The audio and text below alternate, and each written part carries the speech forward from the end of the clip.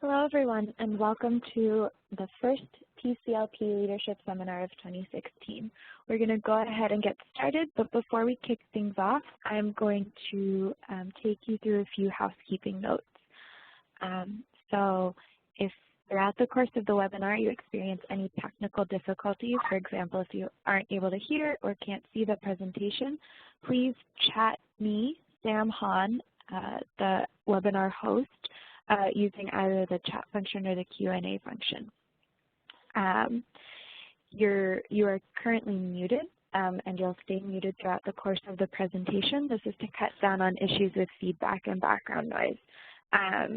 So during the Q&A session, there will be two components. The first component will take us through the questions that you all submitted in advance of the presentation, which were fantastic. Thank you for getting those in.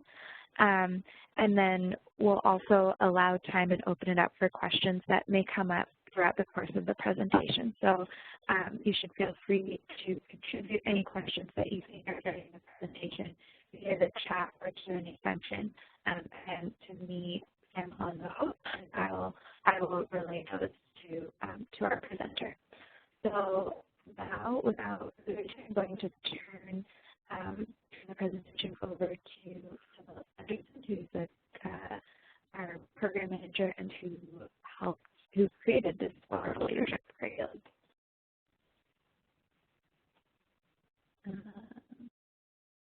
Thank you, Sam. Hi, everyone, and I want to join Sam in welcoming you to our first Leadership Seminar of 2016. I hope everyone has had a great first 2 weeks on site and are really enjoying your experiences.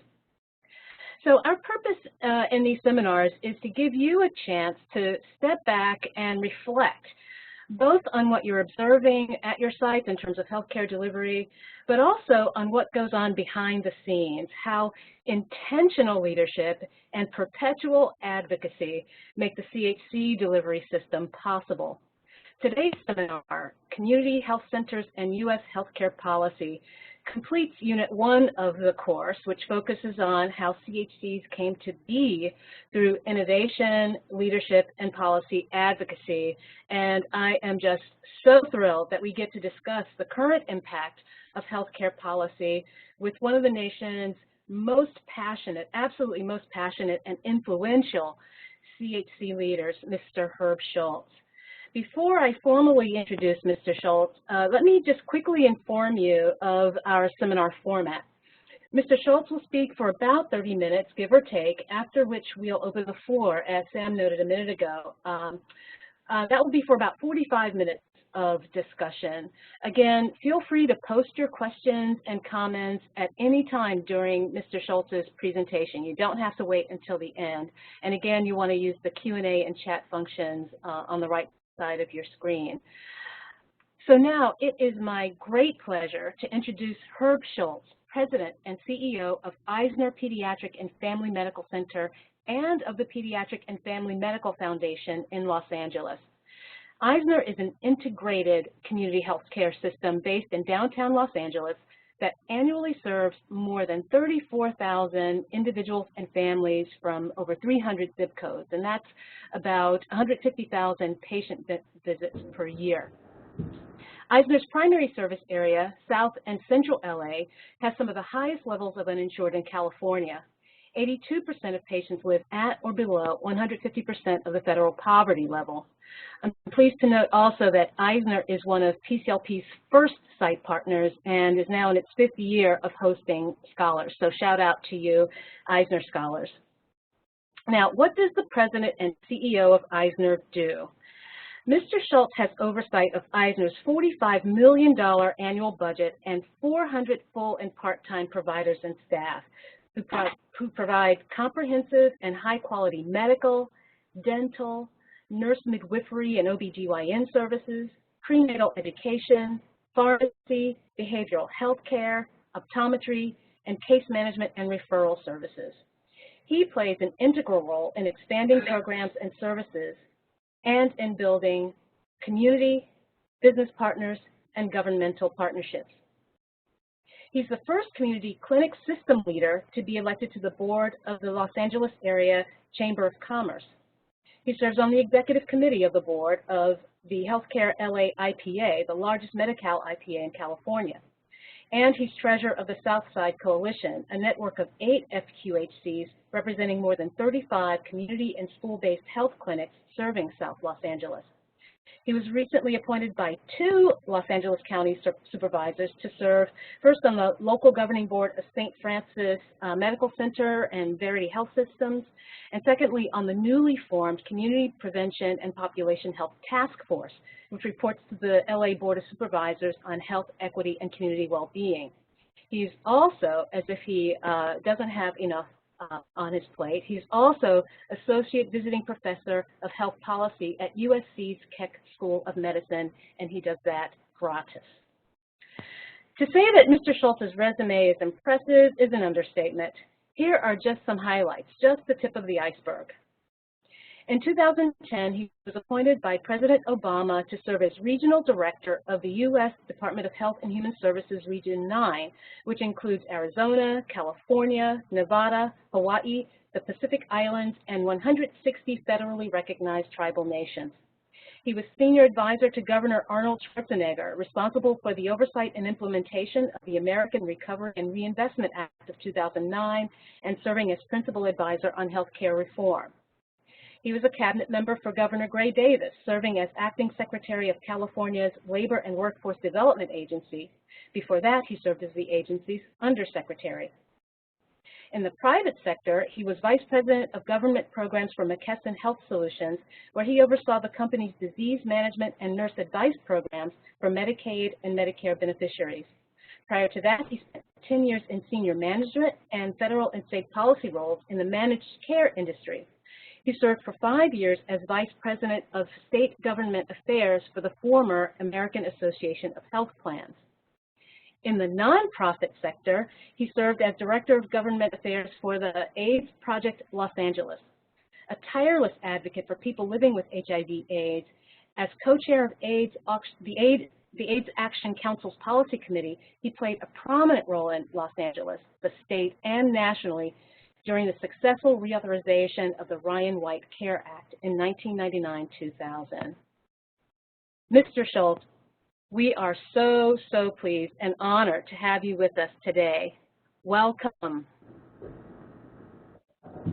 Thank you very much for that great introduction. I feel much older than I think I am, but I'll take it and really appreciate the introduction. I have to say, and I'm going to time myself on the 30 minutes, I was blown away by all of the questions that all of you scholars and fellows put forward. And so I'm going to try and do the best job that I can do sort of integrating some of the issues that you raised, but I really look forward to more of the dialogue, and therefore I'll try and do my presentation a little bit shorter because I was just blown away. You are asking, I think, every question that we have thought of and more as we continue to try and proactively work in an ever-evolving and an ever-changing system. So I just want to thank all of you. I want to give a shout out to Nonya and Charles, our new scholars that are with us and have been here and sort of have jumped in, I think, feet and head first into Eisner. So I think I now am going to control my presentation. So I will hit the 30-minute bucket to do that. And I want to start with a little bit of sort of further education, but after reading the questions, I'm going to try and blow through these pretty quickly because I know that all of you are deeply studied in the Affordable Care Act, aka Obamacare, and a lot of the issues. But as you can see, I'm a very different sort of CEO of a health center. I have a health policy background, not an operations background, but what I was asked to come in to do and to bring forth is a knowledge, a working knowledge, and an expertise in knowing how to work within government institutions and how to work within communities, both of which are going to be even more central as the health system or the world, delivery of health care in our system here in the United States continues to evolve. So if I go to my first slide, this is the reminder slide, and that is that the framework of healthcare reform. So I think we'll get into all of these. Your questions and comments came in, and we'll get into all of these as they relate to community health center systems. You'll notice that I am saying systems and not just community health centers, and we can talk about that, but it is our, Eisner's, belief in this new world order. We are not the, we are moving away from a model of care that was enacted in 1951, and we honor our history, but the way that health and social services were delivered in 1965, when the FQHC movement was born out of the Public Health Service Act, we are not the community health centers of 1965, nor do I believe we're the community health centers of 2010, when Obamacare passed, or even 2009, when the stimulus passed and provided so much of the health information technology infrastructure that clinics are, utilizing today and the providers are utilizing. So very quick overview, look at Obamacare, look at ACA, whatever we want to call it, expanding access and coverage, consumer protections, improving quality of care, and containing costs. And I want to say, in terms of expanding access and coverage, approximately 20 million people have gained health insurance coverage because of the Affordable Care Act, both in Medi-Cal and Medicaid expansion, but also in the marketplaces or exchanges and in other types of coverage. And we'll talk about that, and a lot of questions had to deal with, what do we do in the states that have not done Medicaid expansion? And that's a great question, and I've certainly got some of my views and would love to hear yours. Consumer protections, a very significant bulk of the added coverage have been because of issues like young adults 18 to 26 being able to sign on to their parents' plan, adults that probably were not able to get coverage before, but also other things like the fact that no longer can you be denied health insurance because of a pre-existing condition or be charged anything differently because of that pre-existing condition. I've been a person living with HIV. I've known it since 1991. And I can tell you I personally have met thousands of individuals who have either been stopped from getting insurance in the past, got insurance and became bankrupt, or lost loved ones because those loved ones were not able to get insurance that was needed to help them get the medical services or other services that they needed. And then improving quality and costs. What I like to say on this one is basically that we're talking about containing costs. We're not talking about cutting benefits, and that is a very big discussion, I think, when we talk specifically about CHCs and the types of benefits that come from Obamacare. We go on. What I was asked briefly to do, and I'm going to try and do this one brief, but what was it like to be, in my role at the U.S. Department of Health and Human Services, working for President Obama, working directly with Secretary Kathleen Sebelius, my role was as an advocate. And so that's where I got to know the CHC world. I worked for 15 years, all of my career, but especially the last 4, with health centers across not only California and across my region, but nationally through the National Association of Community Health Centers.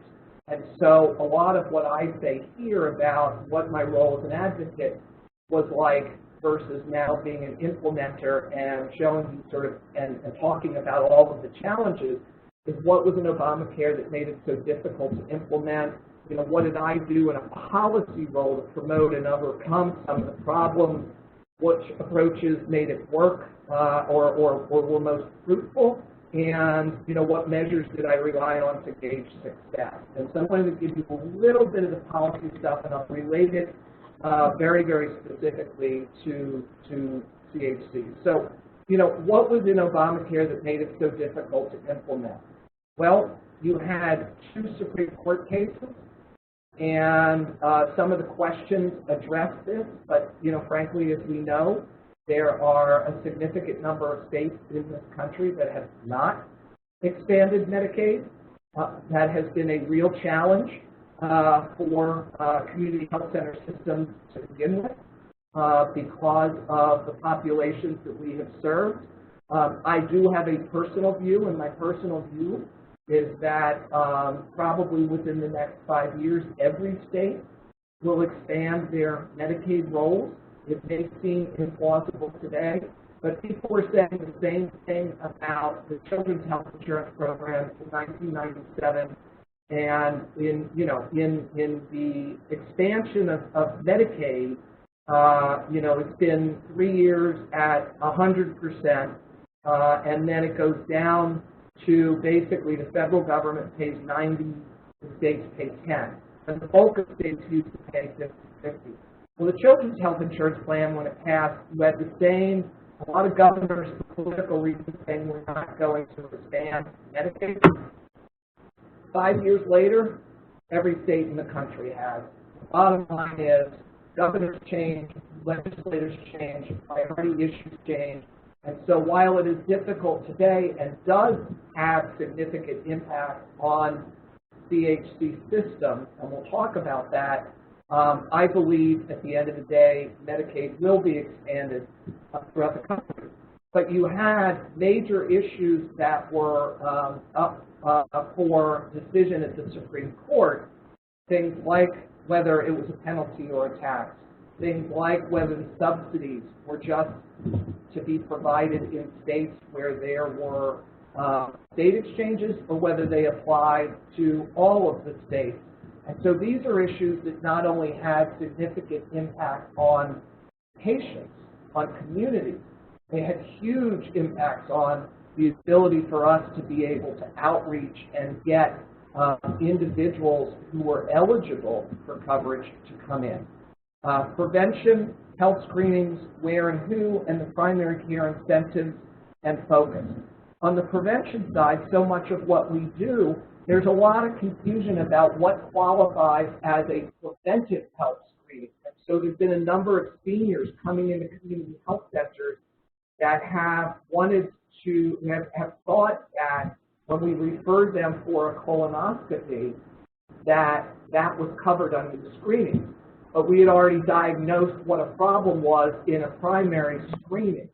And so a lot of these issues impact not only us, but from a community health center system, a lot of uncertainty, which obviously when you get to our populations where we're trying to serve in multiple languages, people that have not had insurance before, and we'll talk about that because that's been one of the biggest lessons that I've learned.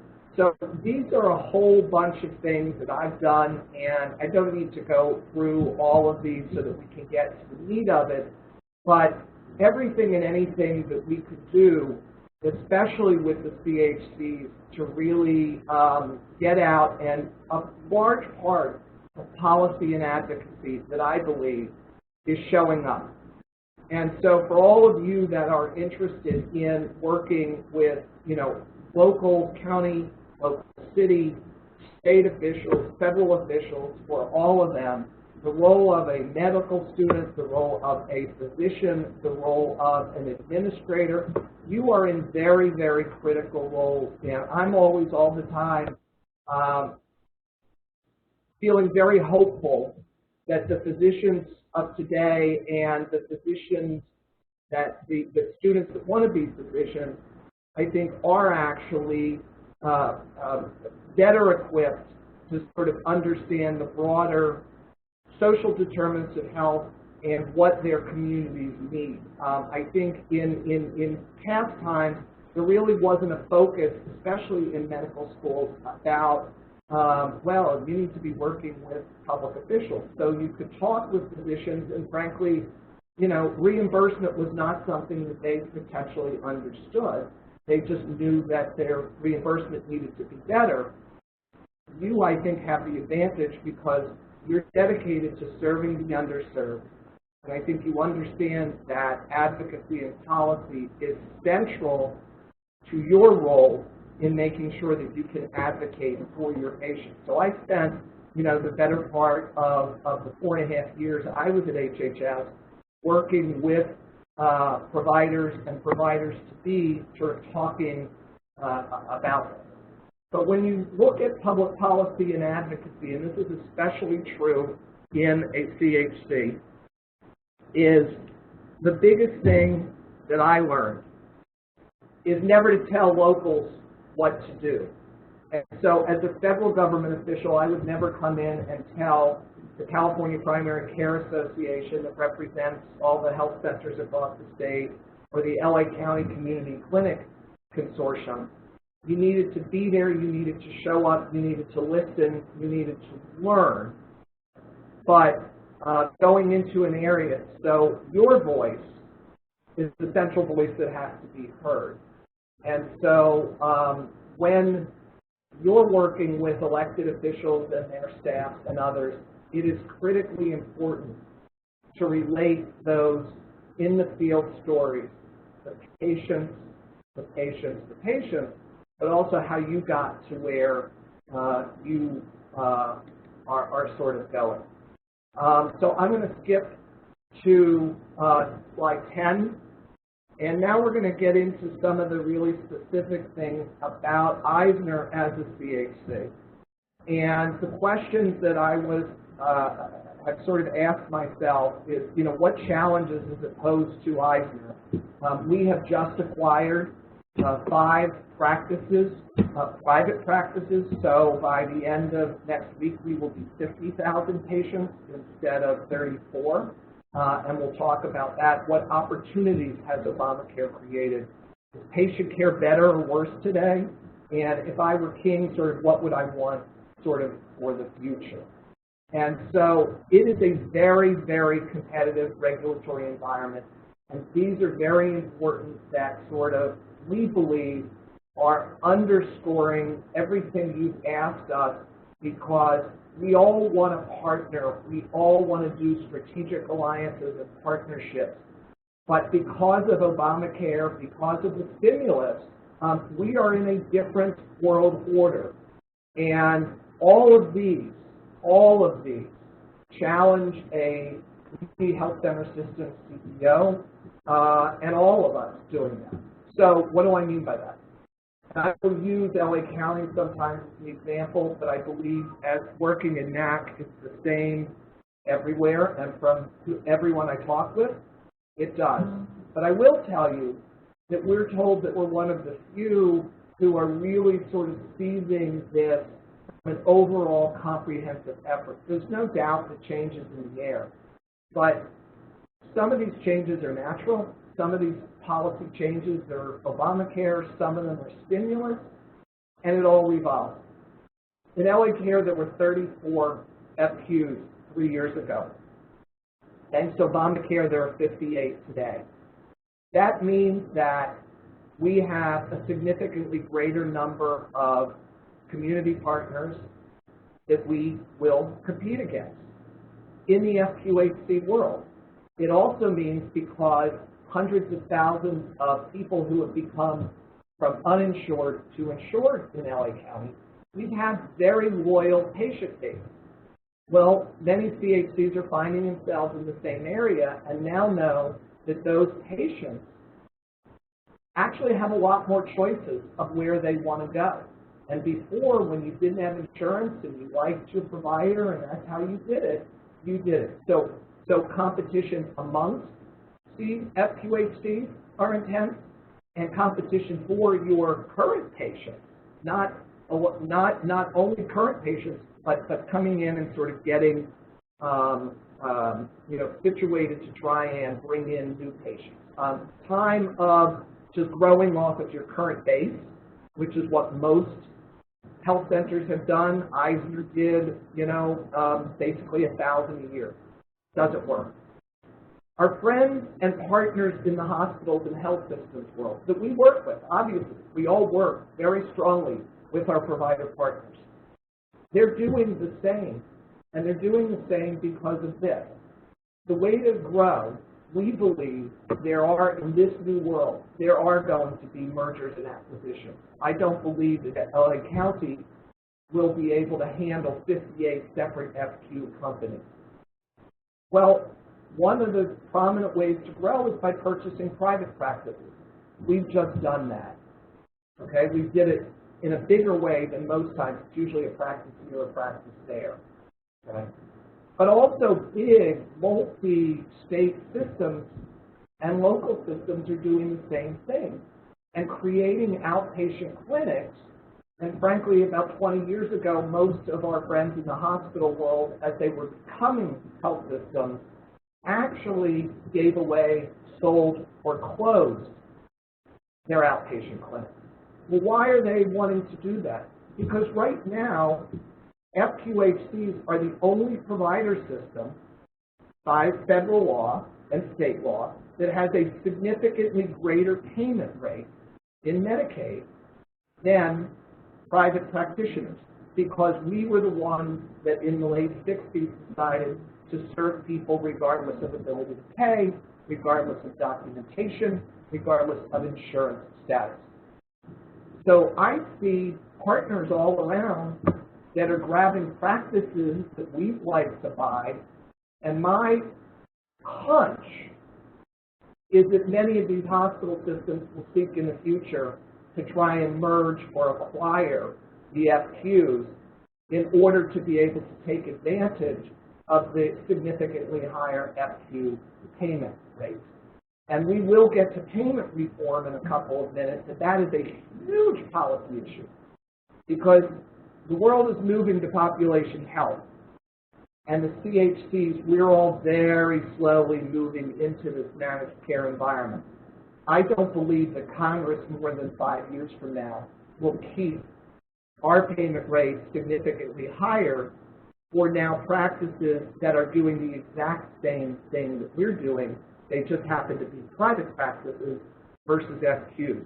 So there is either going to be an elimination of PPS or some reduction in PPS. Maybe we still get a bump because we're more community focused, but it is raising significant policy issues. Medical groups are doing the same as the hospitals. And, the Obamacare funding the 5-year funding is over. And I know that many of you want to talk about the 330 funding and the funding cliff. And I'll just sort of say it broadly to you as we get into it. It isn't only the 330 funding. Yes, you're absolutely right. The $5.1 billion that has been really the mandatory and discretionary funding from 2010 to 2015 that we've now gotten further for 2 years and believe we will get this year again. It's flat funding. There's greater need. It's flat funding. I happen to believe that, there are other programs like the 340B prescription drug discount program, workforce funding. Those programs have not traditionally been the biggest priority of NAC. And so when you look at the funding cliff from a policy standpoint, it is not just the 330 funding and the cliff going off of the 330 funding and the 5.1. Frankly, the 340B program on the pharmaceutical side is bigger than the 330 program, as is the workforce program and other things.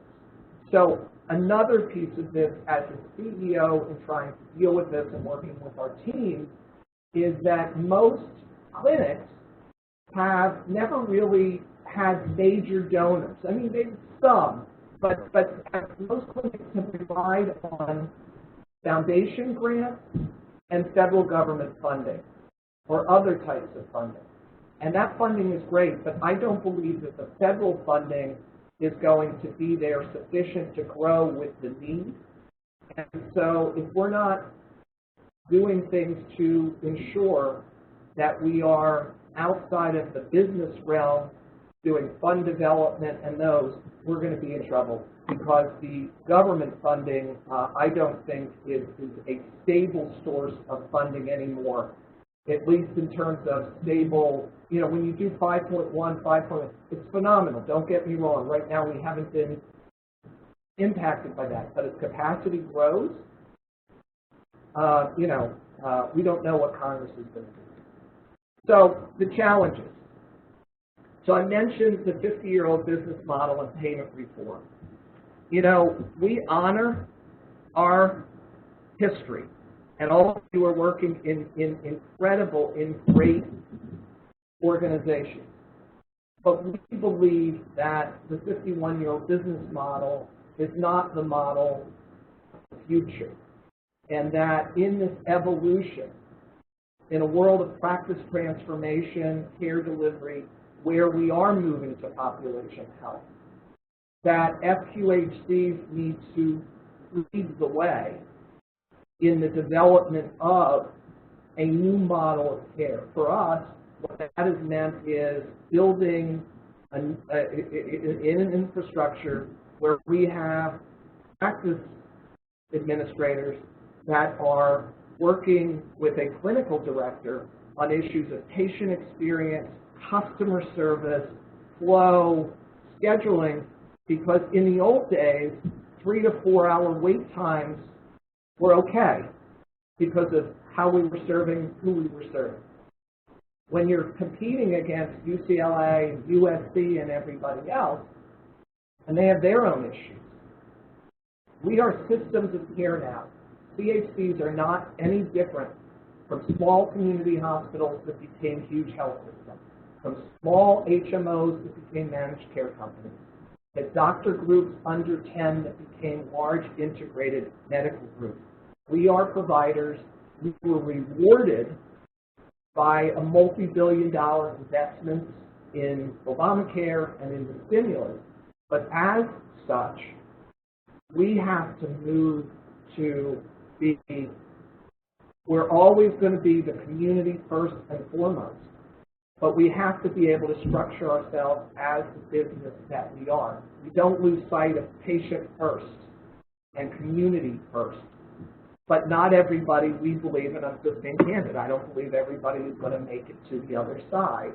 And we want to make sure that everybody that's in need continues to use these systems. And there are ways to merge, there are ways to acquire, there are ways to work together that ensures that our patients are taken care of and there's continuity of care, and frankly our employees are taken care of. We did a $15 minimum wage back January 1 as a result of all of these changes to say to our employees, we value you, and that's a huge jump as a part of understanding all of the changes that we're going through in practice transformation, in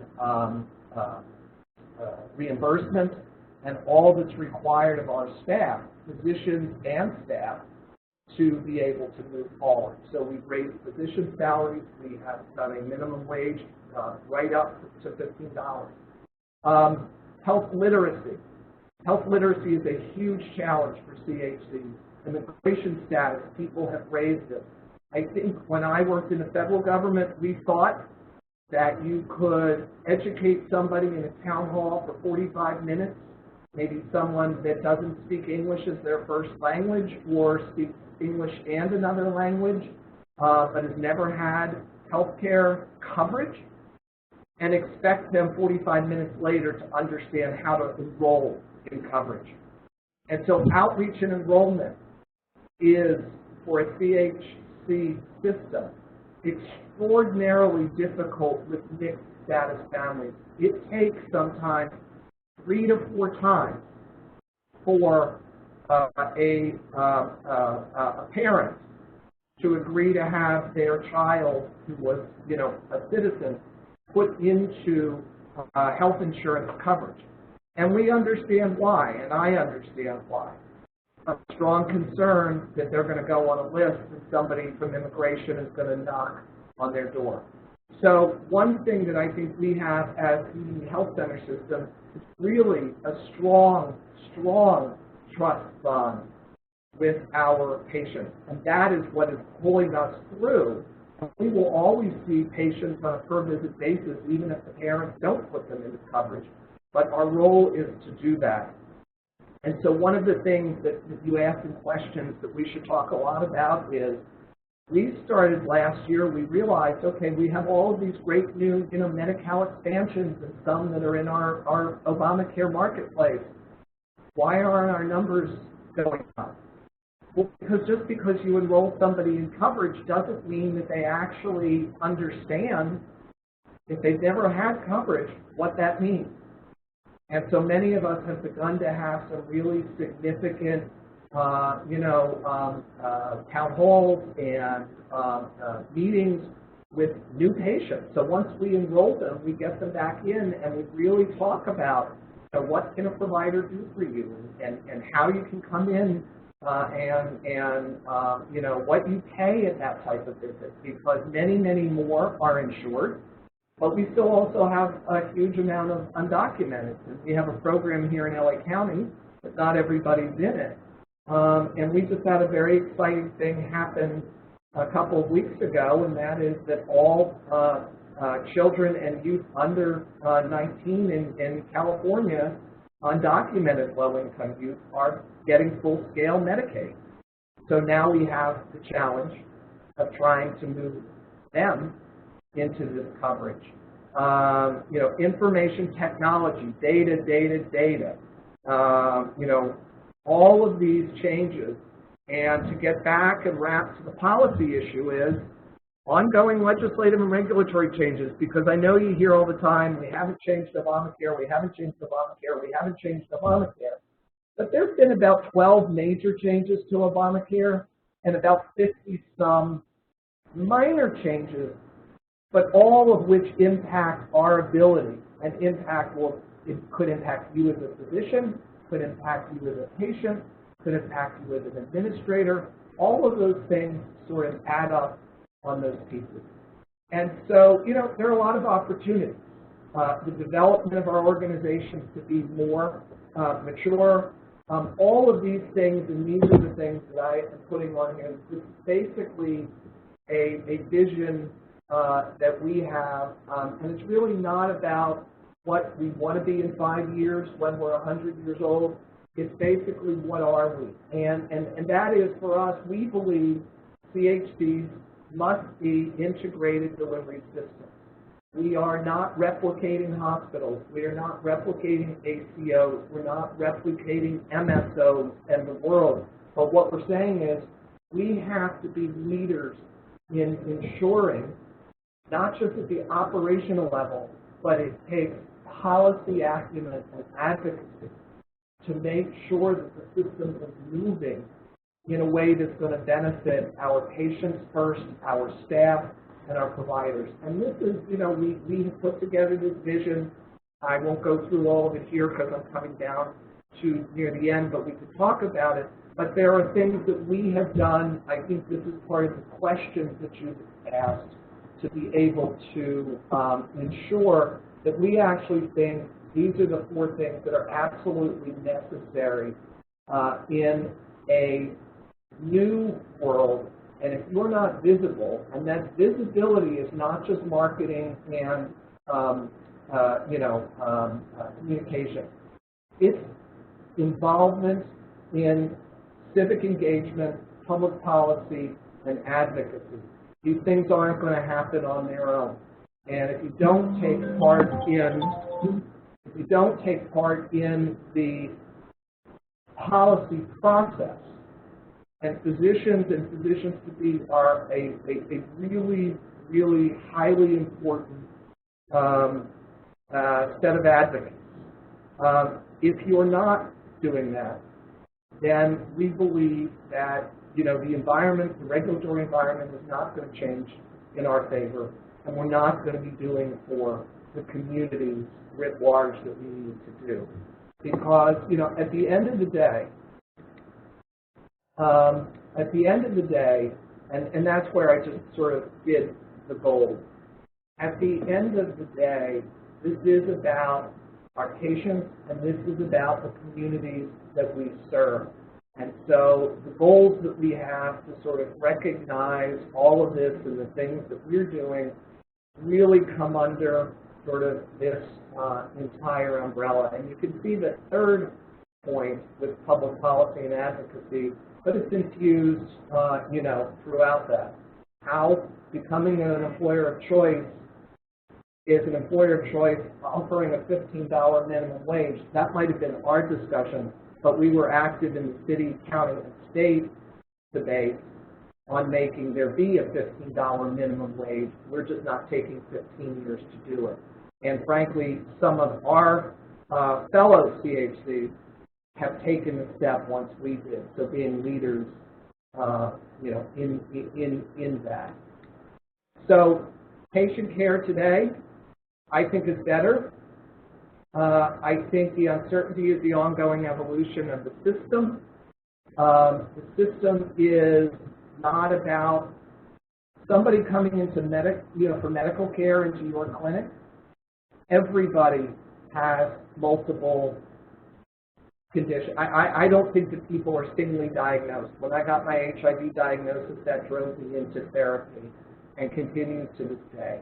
Our patients come in, they may be housing insecure, they may be food insecure, they may be employment insecure or unemployed, they may take 4 or 5 modes of transportation, and they may be struggling every day. Okay, if I take 3 hours off to the doctor, I'm not going to be able to buy dinner for my entire family.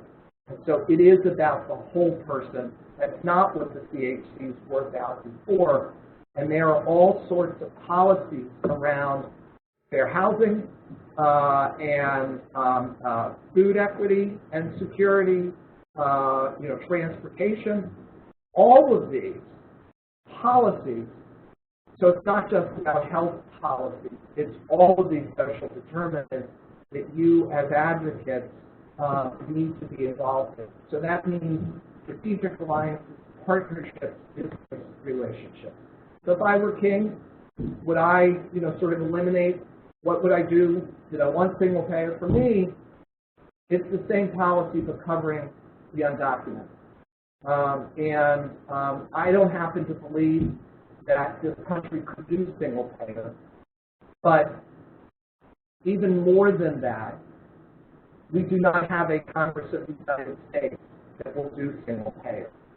So, with all due respect to those that advocate it, and I think it's a worthy goal, we passed Obamacare by totally one-party votes, and 50 moderate to conservatives in our party, the president's party, did not even support Obamacare. So it's not monolithic.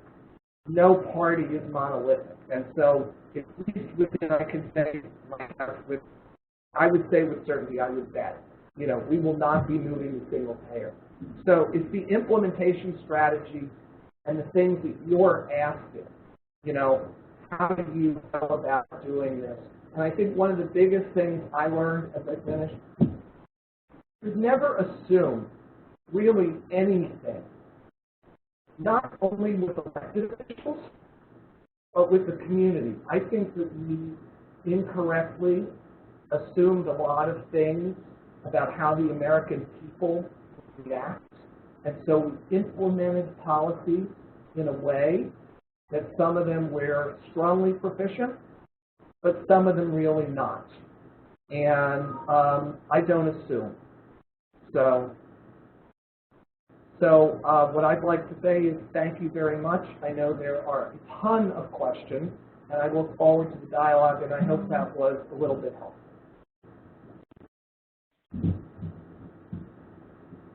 Mr. Schultz, I'm giving you big virtual applause right now, and I'm sure the scholars are joining me in that. Thank you so much for this incredible presentation. You covered a great deal of territory. You answered a lot of the questions that have come in, and you've given us a lot to think about. I mean, my big takeaway from this, among other things, is the importance of showing up. I think a lot of this, in terms of advocacy, showing up to advocate, but also leaning in to listen is a huge message to really pay attention to what's happening on the ground, what's going on with patients. I love your message of patients first, community first. Really, really inspiring. So thank you for that. So again, we want to open the floor now for discussion, and we welcome you, scholars, to go ahead and begin posting late-breaking comments and questions. They don't have to be questions. They might just be thoughts or comments that you have using the Q&A or chat functions on your screen. In the meantime, we will begin to entertain some of the questions that you pitched to us earlier in the week. So, Mr. Schultz, are there... Please feel free to call me Herb. Mr. Schultz is 84 and lives in New Jersey. I love it. I love it. All right, Herb. Thank you.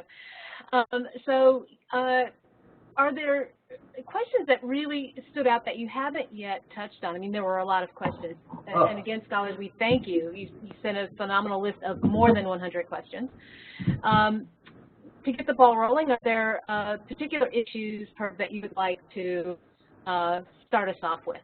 Let me see. I'm turning to them now.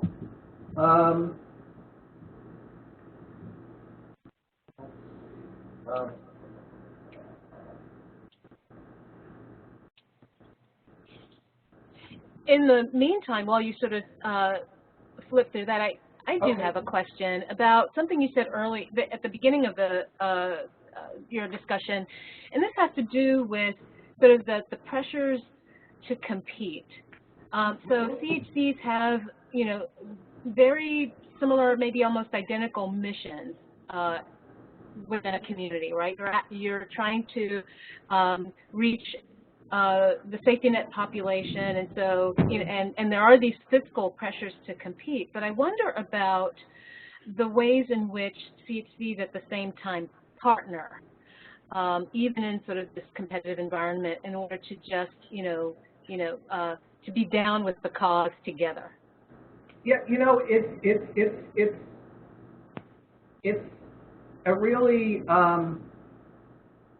it's a really current topic, especially with us. I think that there is a lot of discomfort in the CHC world. CHCs talk a lot about partnership and service, and many of us have done, different things together. But I'll tell you that the bulk of the partnerships for us, for some, we do actual partnerships, have been within the associations that do the policy and advocacy for basically the community. We have our own government affairs efforts, and that's sort of another sort of issue. The Community Clinic Consortium of LA County, the California Primary Care Association, it's like some of us will share services by maybe somebody has a WIC contract, and you send your people there. We're the only FQHC in all of California that has a 24/7 labor delivery program with nurse midwives and OBGYN, inpatient, outpatient. So we actually provide that service. We provide the nurse midwives in several other clinics. And so there's always been a lot of that. But the competition has really been about, in the old world, here's your service area. You really shouldn't go outside your service lines. We're over here. So don't compete against us. And the federal government had a sort of rudimentary system, which was basically you get 3 letters of support. And I'll tell you why this is a great question. When I was in the Obama administration, people would call me left and right and say, such and such asked me for a letter of support. He's coming too much in my area. And in the Bush administration, if people wrote letters of opposition, oftentimes fellow CHCs your partners didn't get their expansion. In the Obama administration, our view was, and still is, that you have to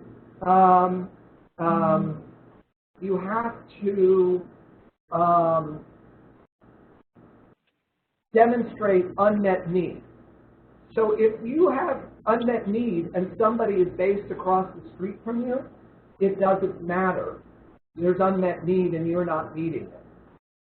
And so it really is a time where the sort of old world, the world is evolving, and I think that some of our partners are slower to evolve.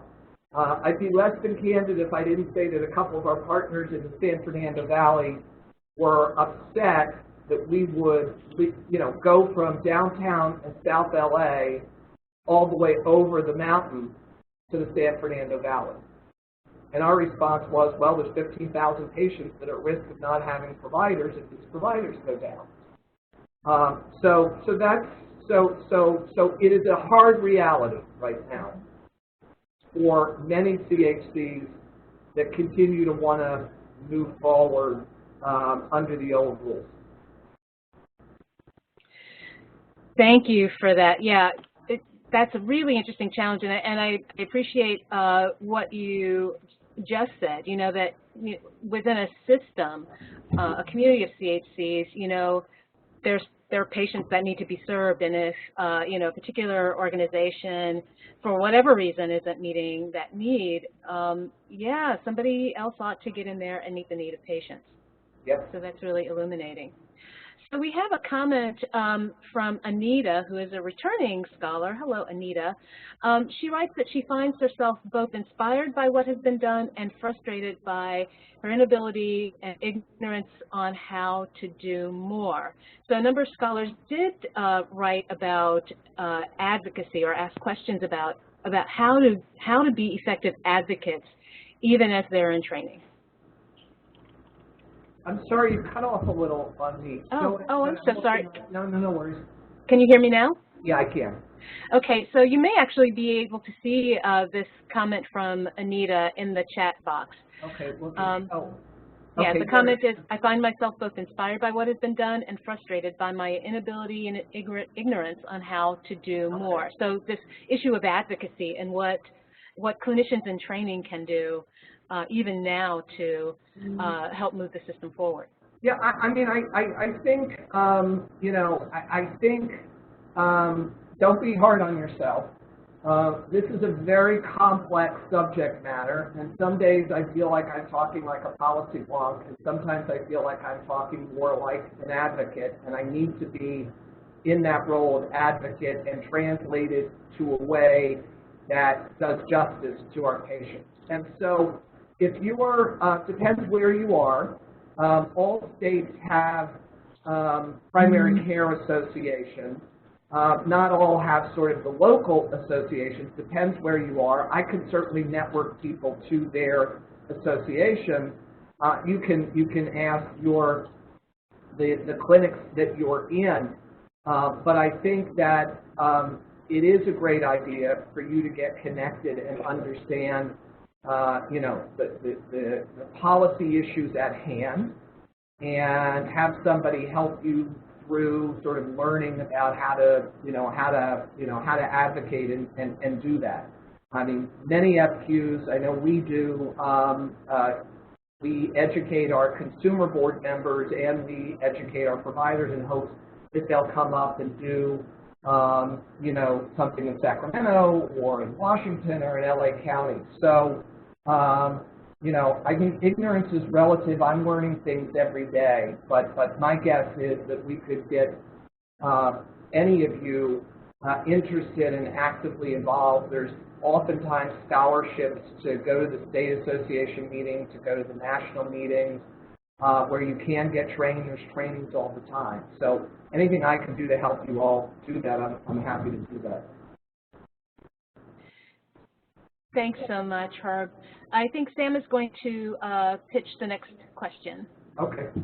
And I'll give my email and my cell phone at the end, so people can feel free. Awesome. Great. One of our scholars has asked, since learning about the implementation of the first CHC back in the 1960s, I've been wondering about food deserts and the role of the CHCs. Why haven't CHCs taken the initiative to open up grocery stores in the same manner that many pharmacies have? This would increase jobs as well as overall health of the vulnerable populations we're trying to serve. You know, that is an extraordinary question. And it is part of what I'm talking about in terms of where we believe this model needs to go. You know, CHCs are awesome and do incredible things. Very few CHCs, and there are a few in the area that I'm in, that do sort of multiple lines of business. And I think we all try and work on issues of nutrition, physical activity, you know, all of those sorts of things. But traditionally, they've been some what I would call maybe loose partnerships, but we've not been organizations that have thought like integrated delivery systems that might have those lines of business. And so, for example, what we're now doing is twofold. We just got a grant from a national organization working with a local organization here that in South LA that started about a year or so ago. And Ralph's, the Kroger company, funded them and others to begin to provide a 10-week peer-led, once people started to graduate from the program, classes for low-income adults, how to shop, how to cook, all of the issues around. And in exchange for that, they would get, I think, about $40 to $50 of fresh fruits and vegetables in 2 different types of markets that Ralph's owns and farmers markets around South LA. We're expanding that, and we now have a grant where we're working with a national group called Wholesome Wave, who Target funded them, and we are just beginning next Monday, to enroll 500 families into a prescription program to give these folks, these families, that will give them close to $400 of fresh fruits and vegetables, and in any of many farmers markets and or Target stores, and some of those will go into these grocery ship programs. So we're doing what we have to do through strategic alliances, right? We're not sort of big enough to say, okay, let's open up our own market, but can we do strategic alliances with a provider that's in our area and together go seek the funding and work together to bring these services to our patients? But I think you're onto something. I do believe that integrated delivery system means that we may not ever be a housing developer, but we want to be in, providing services. We may be a transportation provider. We may not, but we will have, instead of what the doctor was saying before about shared services, there's strategic alliances and partnerships. So right on, because you're thinking exactly what needs to happen with social determinants of health. Because we can do everything we can to educate people about obesity and diabetes, but if you're not teaching them how to cook, you're not providing them access to fresh and affordable and accessible food, doesn't matter. Wow, that is a great question. I agree. A wonderful question, and thank you for a fabulous answer. And that just blew my mind a little bit. Really, really good. So we have another question.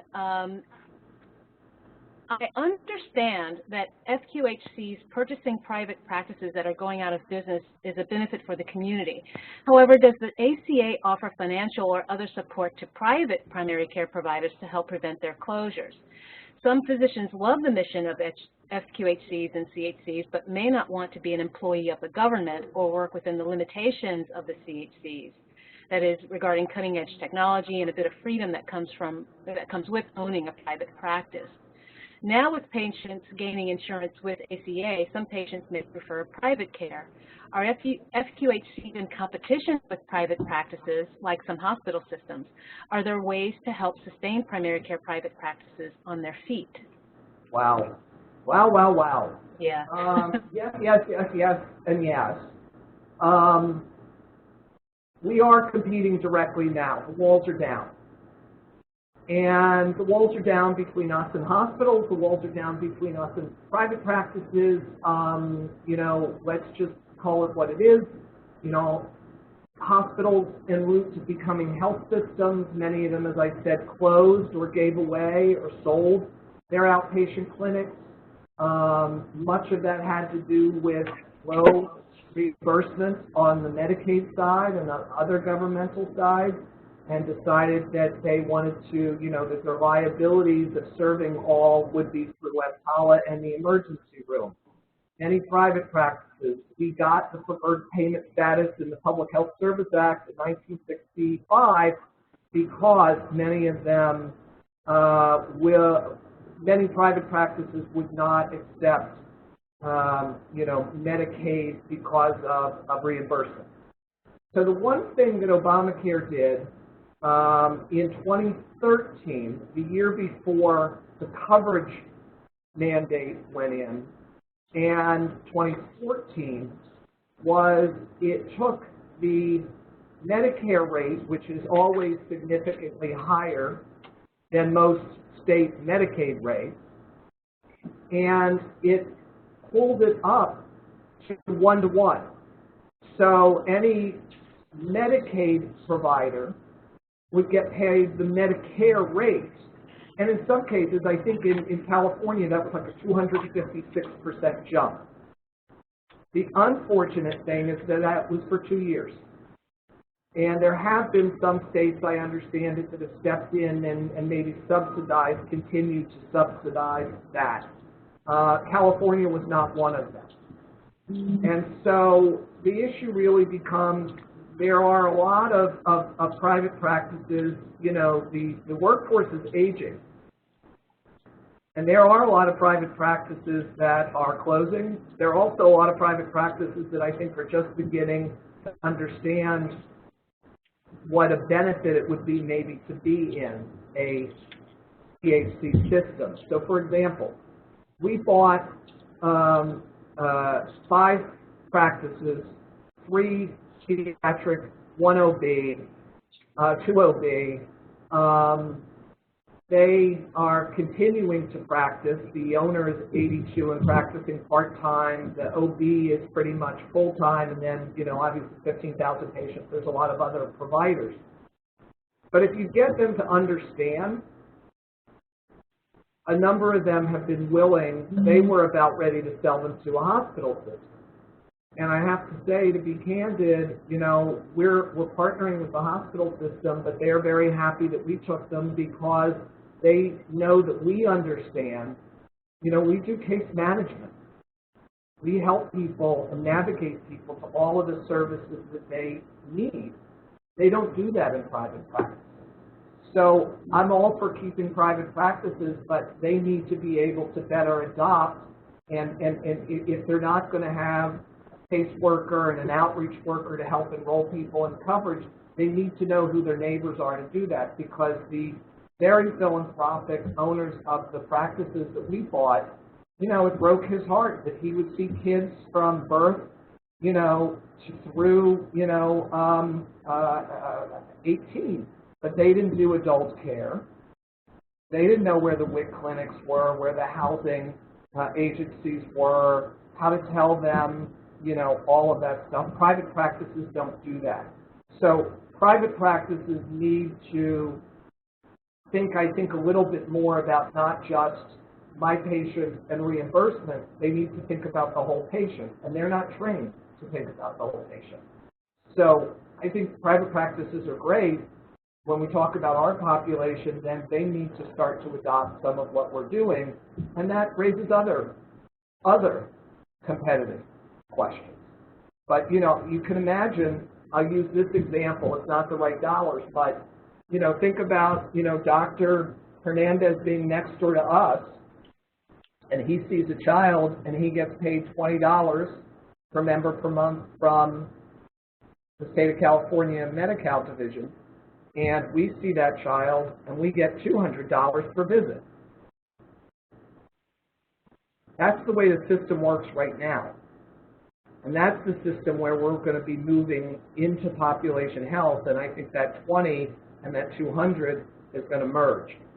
You know, there's not going to be per visit care, fee-for-service medicine, and CHC. Is it going to be 5 years? Is it going to be 10 years? I don't know. It's just going to be the fact. And so you being involved in policy and advocacy, this isn't going to happen on its own. We have a payment pilot right here in California where we're choosing one site and we'll get a capitated payment. We'll be held harmless, but that's to teach us how to do population health. Because when I talked about earlier, before data, CHCs have not really been the best when it comes to providing data. And now I understand why, as a government official, I used to get really agitated when the head of the California Primary Care Association would come in and she would say, blah, blah, blah, blah, blah, and I'd say, I know you're right, let me see the data. Well, we don't exactly have the data. Well, you know what? Policymakers want to see data, and if you can't provide the data, you got a problem. And so that is the biggest part of advocacy and policy, is getting the right messengers, and I believe physicians and physicians-to-be are great messengers. But our systems need to be able to produce the data, and I think we're all moving in that direction. But, you know, you can't show data, you're never going to prove a policy point. No one's going to go on blind faith and say, sure, we'll make this multi-gazillion dollar decision based on faith. Thank you, Herb, and thanks to the scholar for that great question. Sam, you have the next question? Yep, I've got a question that just came in. A scholar would like to know, we have addressed healthcare policy and healthcare delivery, but what about healthcare education? Should there be some type of mandatory policy education in our schooling? Yes.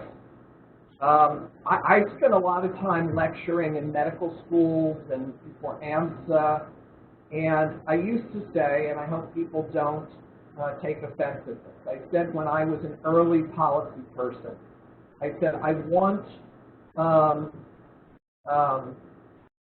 med schools to start having a class in bedside manner.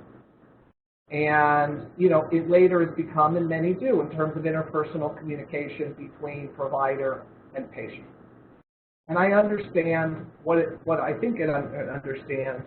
Sort of, I was just raised in a, you know, Northeast, liberal Jewish family that it was all about relationships and warmth. So I wanted to make sure whatever provider I went to was warm. Years later, I say throw that out. Every medical school, I have applauded many medical school students who have taken it on their own to have voluntary policy courses that now have turned into policy electives. It does, I think, create an issue when I talk to a provider and, you know, like the question that was asked before, which was so great about, you know, financial incentives in the ACA. I have had physicians get up and rail about reimbursement, and who are negative Obamacare. And then I'll say to that physician, but do you understand that you're getting paid now the Medicare rate? So your just went up dramatically. And so I think our public discourse and our sort of politics get in the way of effective advocacy because people will believe what they hear and not so much do the work. And that's, I think, to that point of I understand why the scholar before used the word sort of ignorance in a way that there's a lot to be learned. I don't expect, I used to expect, I don't anymore, that a physician will know chapter and verse about Obamacare. But I do believe that there's 5 things that they should know, that every patient should know. And it's not up to the nurse, it's not up to the PA, it's the doctor who that person trusts. You know, I see you don't have insurance. Well, you know, now with the ACA, you can get that. Go talk with Nurse Sally or Educator Jeff, because they can take you into it.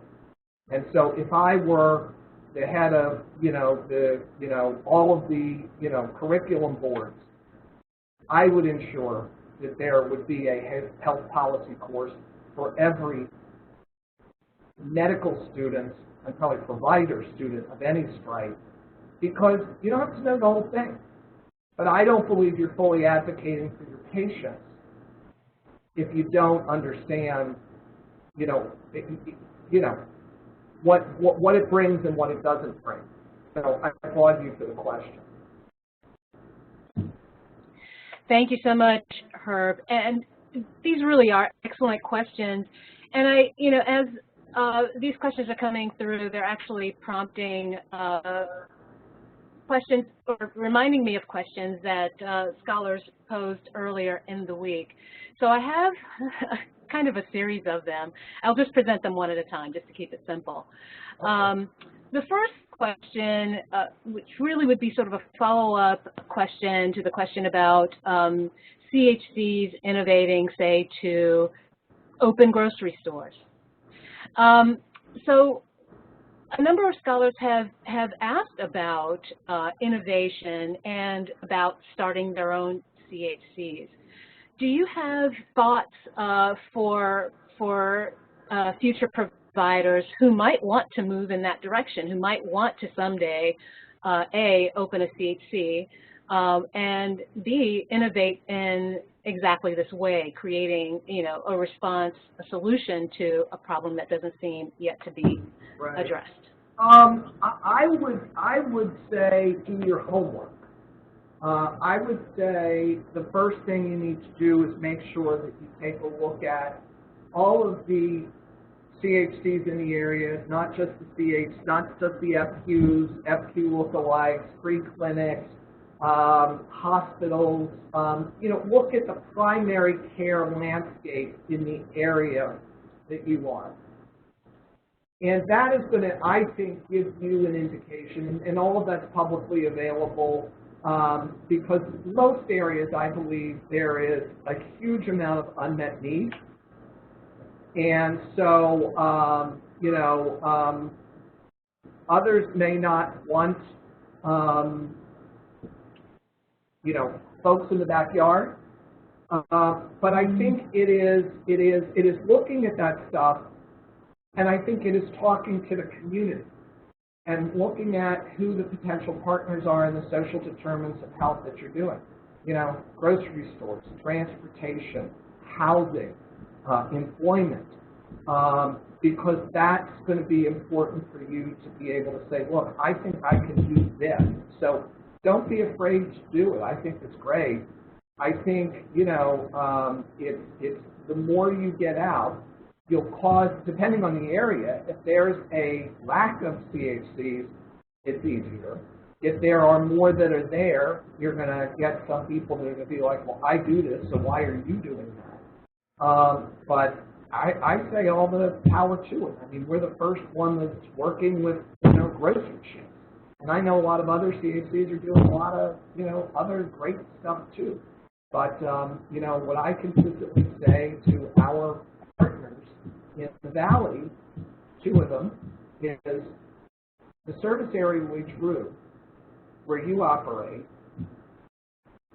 says that 20% of the population under 200% of federal poverty level are in FQs. So where are all of those others? Are they using the hospital? Are they not going? Are they using you for some services? So, they will come back and say, and I'm being very candid here, they will come back and they will say, well, those numbers are old and the way that we calculate it, I don't really care if it's 20% or 40%. That means 60% are not probably in some form of a health home. Not just a medical home, a health home, with all the, case management we can So I'd go for it. Just do your homework, because you will have political leaders that will be, very close to maybe a particular CHC. And the last thing you want to do, you want to get in there and have a strong relationship, so you need to do it carefully. Excellent. Thank you. Sam, I think you have a question that came in. I sure do, yes. A scholar asked, where do you see provider recruitment and debt repayment in the future?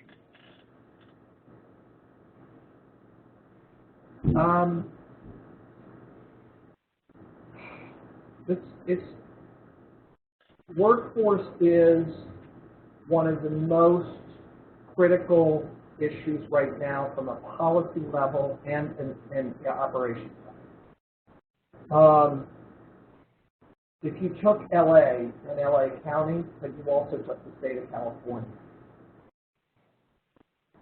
we are having a real hell of a time recruiting providers,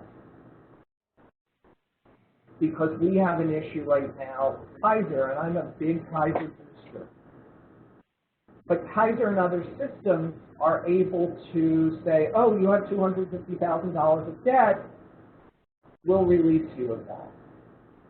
And it's a federal program with NHSC and some state level programs, it's not enough.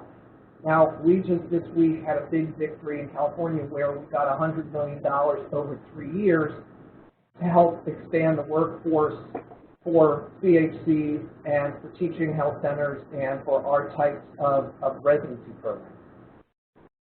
But I believe that there are a huge amount, I think there are 30, 40 plus different types of provider programs, training programs, and, in exchange for reimbursement, not just the National Health Service Corps. And there's just not a lot of coordination federally. I mean, I saw it. I mean, I saw it because I oversaw HRSA, but then I also saw it in, being in HHS,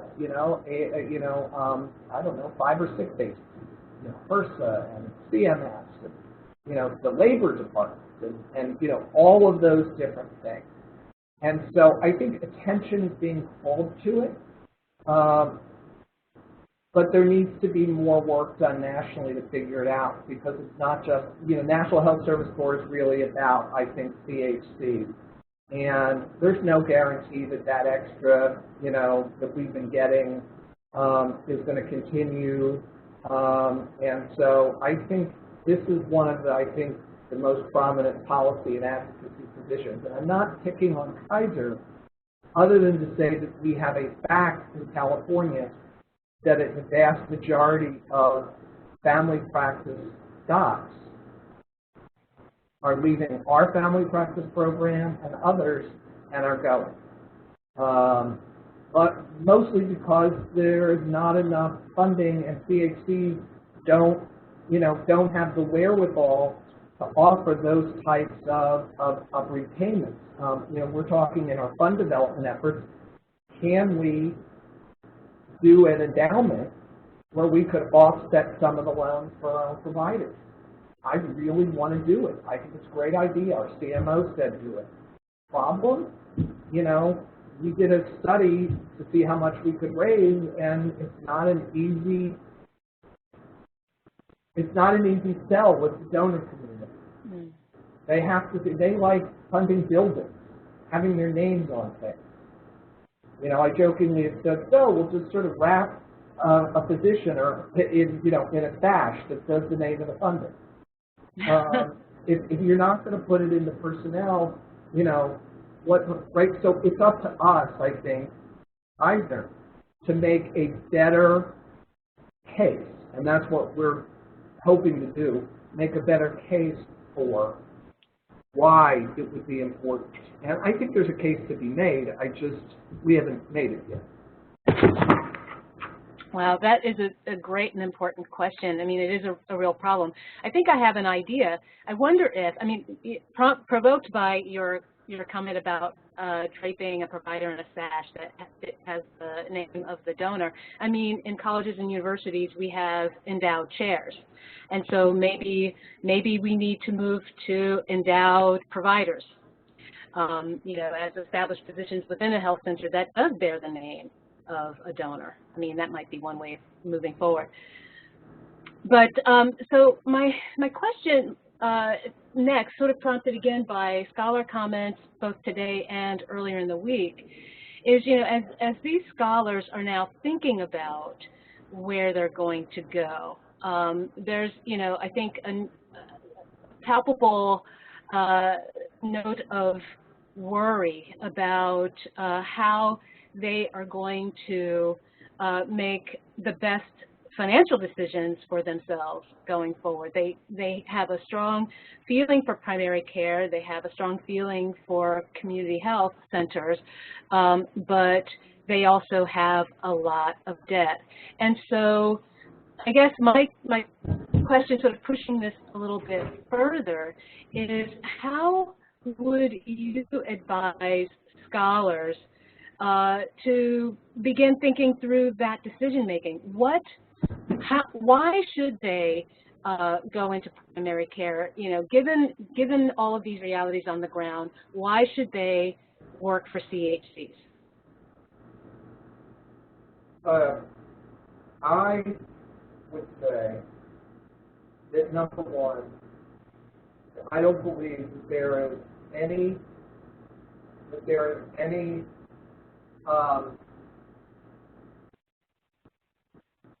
I'm sorry, I've got to pause. That's okay.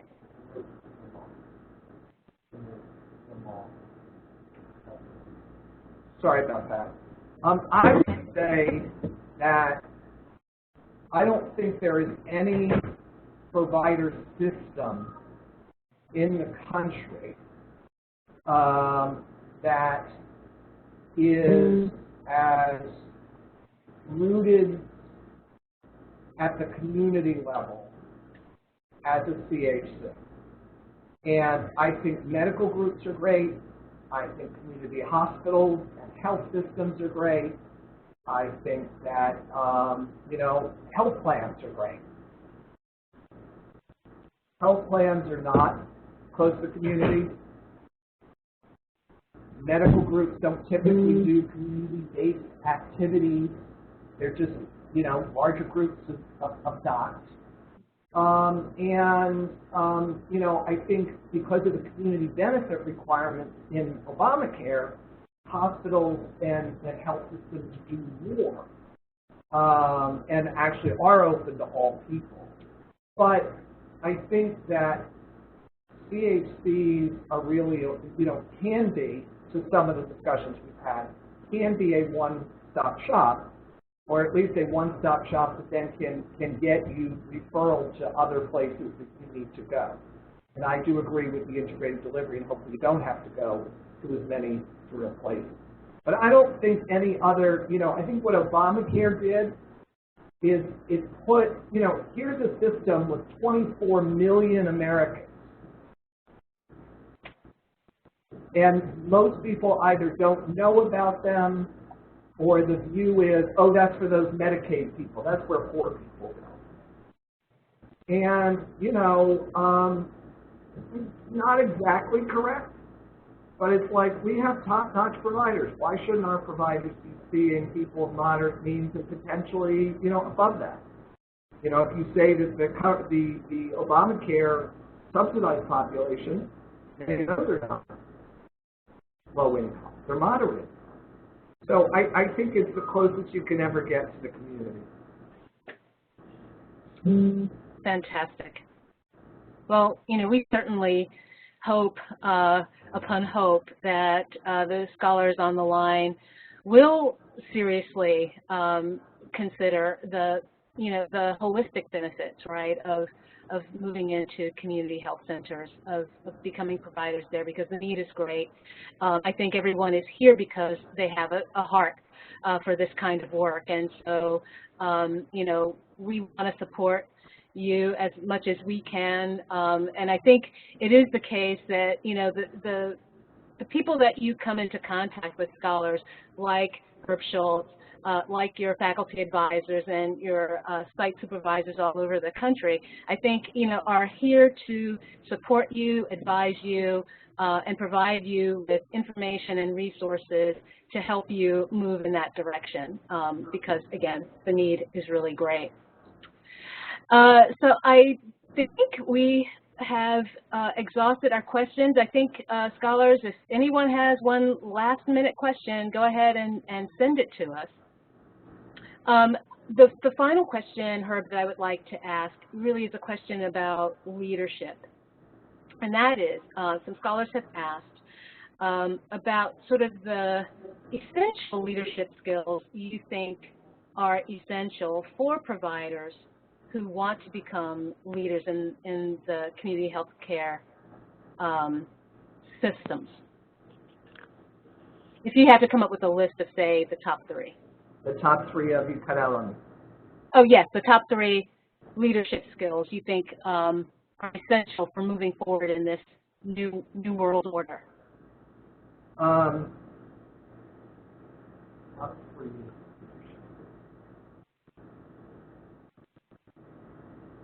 Great listing ability.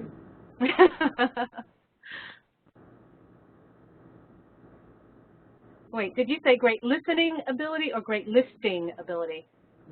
Listening. Okay, sorry. I thought you said listing, that's why I asked. Well, I mean, I'm sure it could be the others. I think great listing ability. I think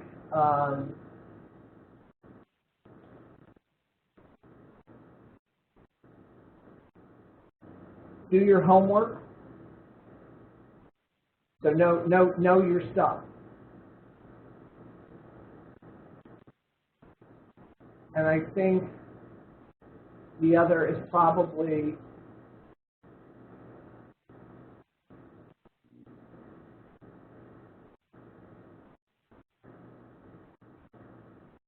putting the patient first. So recognizing in your work, let the patient come out. Let your advocacy, your vessel for an underserved, individual, for vulnerable communities, make it real, right? Make it real. I don't really know if those are leadership traits, but that's what I think makes a great advocate. I think it's also what makes a great leader, someone who's willing to listen, to be attentive, and to put other people first. I think that's fantastic. And I love that you took your time to answer that. That was really great. Thank you. Herb Schultz, thank you so much again for being with us today. My pleasure. Let me give, I'm happy to give my cell and my email. I'm sort of a 24/7 guy, and I respond to text, emails, and phone. So the cell phone is 213-505-1653. So 213-505-1653.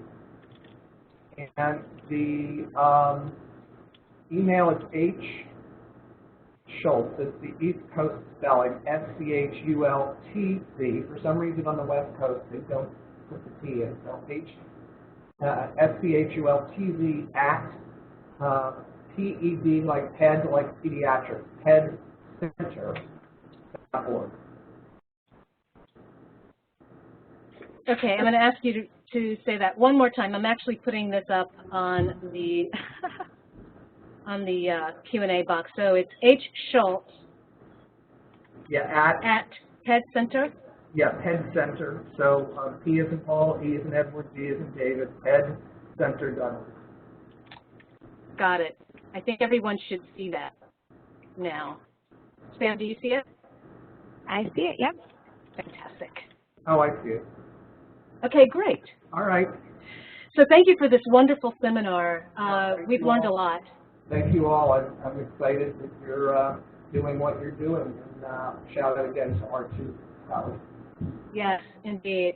And so scholars, we look forward to seeing you again this time next Friday for our seminar that really sort of will continue this discussion. That is titled Achieving the Triple Aim Through Health Innovation, led by Elizabeth Cohn, who is Director of the Center for Health Innovation at Adelphi University in New York. So we'll look forward to continuing that conversation. Herb, if you're free at that time, you're welcome to join us. We'd love to have you again. But in the meantime, everyone have a wonderful week, and we'll see you next Friday. Thank you. Thank you.